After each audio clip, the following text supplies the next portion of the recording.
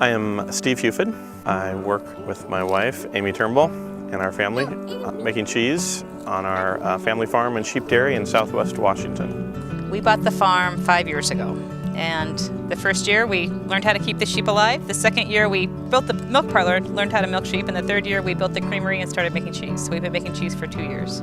So we were on a drive in Port Townsend when Will was just a few months old, and he was sleeping in the back, and I can remember the exact spot where we decided we wanted to have a business together. And so we started to talk about what were the things that we could do together, and what about the possibility of having a family business. And we started to talk about things that kind of gave us passion and things we enjoyed and things we loved. On the top of my list was cheese making. And so we started the business plan, and we looked for property for 1.5 years.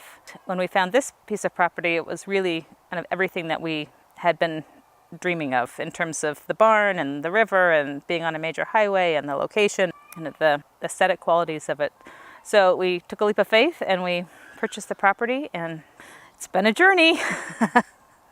Cheese is kind of at the heart of it, but the whole context was lifestyle. Definitely a leap of faith in terms of would we enjoy living in the country. It was really out of that commitment of how do we want to raise our family, where do we want to raise them, and then that idea of trying to work together, which again is a challenge and has its up days and down days, but on balance, it's obviously worth the effort. I fell in love with having my arms in a vat full of cheese more than I would have ever imagined.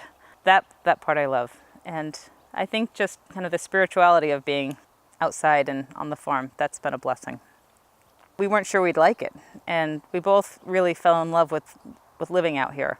So that was a good thing. The goal was to go after a niche, and then what we ended up going after was a niche within a niche. Cheese being the starting point, artisan or farmstead cheese being the next. And if we went artisan with the farm and livestock, then what? And that became sheep. Low 200s in terms of the number of sheep dairies on a commercial scale in the whole continental United States. So what I love is when I go to share cheese with someone at a cheese counter or a store, I can pretty much count on there is no other domestic natural rime blue cheese that I'm competing with. I just simply have to get them excited about this particular cheese.